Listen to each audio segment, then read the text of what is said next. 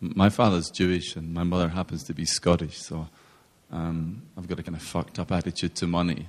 Yeah. And I was wondering if you had an integral... And alcohol. Yeah, as well. But the first question then is just about money. Yeah. I mean, I'm kind of wondering, do you have an integral perspective on money? Yeah, it's good. That's it? Thank you. Well, there is a... that's a classical Suzuki Roshi, wonderful sort of Zen teaching from him. And this was in the 60s when, Jewish or not, money was an issue. And it was felt to be, of course, like so often the case with a puritanical ascending notion, money was bad. So a young man was due to marry a young man was a student of Zen, a student of Suzuki Roshi, was set to marry a somewhat wealthy young woman. And he was concerned, of course, that this would mess up his spiritual practice. The money, not the woman. So he talked to Suzuki and said just that. I'm getting married. I'm worried. I don't want to be, attached to money, and it would be awful. And Suzuki Roshi said, "Oh yes. To be attached to wealth is a terrible thing." He had said, "Yeah, I know." And Suzuki Roshi said, "To be attached to poverty is also a terrible thing." And the kid thought for a while, and he goes, "Okay, I understand." So Suzuki Roshi said, "Good, now that you understand, it's better to be rich." So the secret there is getting on the other side of attachment.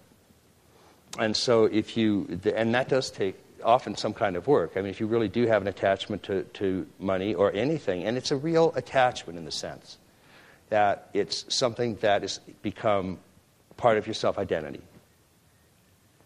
And under those circumstances, it has to be fasted, it has to be transcended. And there are ways to deal with that using both meditative techniques and psychotherapeutic techniques. But if it's something that really is an issue, then it's something that is worth looking into. The tricky part, and this goes for money, sex, power, Jaguar cars, I mean, seriously, anything. Once the attachment is truly broken, but this is where the deception can come in. If that happens on the way up and you actually can disidentify with it, then on the way down, you can inhabit it with radiance as a vehicle to use. And under those circumstances, particularly in this culture, where money, for example, is a means of accomplishing goals, it's a means of getting something done, then not to inhabit money with a great deal of intelligence is pretty silly, actually. So an integral view of money is, as in almost any of these things, is to go ahead and do whatever practices deal with that attachment to it. And then, to the extent that you do that, then it can actually be re-inhabited. You have to be careful about that. One of the things that Trungpa Rinpoche used to do when they would have Vajrayana seminaries is that for the first month, you had to do Hinayana. Now, that meant you couldn't smoke, you couldn't drink, no sex, as far as I could spot. But it really was a no joking period. You actually had to stop. Now, stopping smoking for people was very hard for even a week or two. So to go a month without smoking is going to pretty much put a dent in that. And once you did that, then you did a month of Mahayana. You're still really not smoking or anything, but you're doing taking and sending practice. You're doing Tonglen. You're working your way into whatever feelings of craving or still uncomfortableness can come up from breaking the attachment. And you're using it as a way to relate to all others who are suffering. Once you've done that, then the third month is Vajrayana, and then you're allowed to do everything. And everybody used to there is more sex going on within 3 days than you can imagine. And I think a lot of cigarettes were had after sex.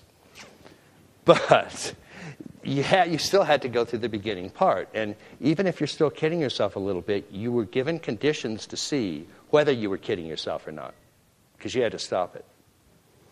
So that's the generic formula, whether you actually do it that way or not. The generic formula is break the attachment, and then if you want to use it, then you can inhabit it as a means of expression of awakened awareness. And that's the whole point behind transmuting the 5 negative emotions into their 5 wisdoms and actually using them.